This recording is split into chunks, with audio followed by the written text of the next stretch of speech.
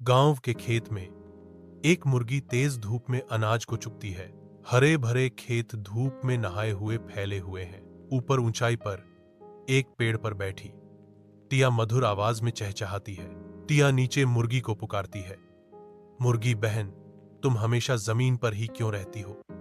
उड़ो। मुर्गी जमीन से जवाब देती है, मैं उड़ नहीं सकती, लेकिन मैं सभी के लिए लगन से भोजन प्रदान करती हूँ। मुर्गी बिना किसी परेशानी के अनाज पर चोंच मारती रहती है। गांव पर भीषण तूफान का कहर बरपा है, जिससे ग्रामीण दहशत में भाग रहे हैं। अराजकता के बीच एक मुर्गी साहसपूर्वक अपने चूजों को आश्रय देती है, जो तूफानी तत्वों के खिलाफ सुरक्षा का एक कोमल दृश्य है। उथल पुथल से बहुत ऊपर टिया पाखी एक ऊंचे पेड़ के ऊपर बैठती है। तूफानी आकाश के खिलाफ एक अकेली आकृति, उसकी आवाज गूंजती है। तूफान की गड़गड़ाहट के बीच चेतावनी की किरण, सुरक्षित रहें, एक तूफान आ रहा है। जैसे जैसे तूफान तेज होता है, टिया पाखी अडिग रहती है।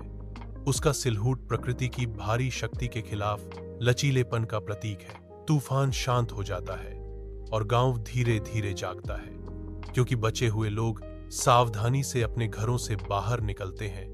उनके चेहरे चिंता से भरे हुए हैं। अराजकता के बीच मुर्गी अडिग खड़ी है, सहायता का एक प्रकाश स्तंभ, जो गंभीर रूप से जरूरतमंद लोगों की अथक सहायता कर रही है।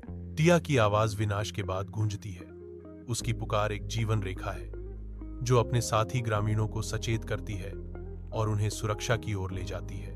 गांव में आभार की भावना छा जाती है, क्योंकि लोग मुर्गी और टिया की ओर मुड़ते हैं। अपने उद्धारकर्ता, उनके दिल कृतज्ञता से भर जाते हैं। गांव में गहरी शांति छा जाती है। मलबे के बीच एक नाजुक शांति, लचीलेपन का प्रमाण। शांत परिणाम में गांव एकजुट खड़ा है। उनकी आत्माएं अटूट हैं, उनके दिल साझा कृतज्ञता की भावना से बंधे हैं।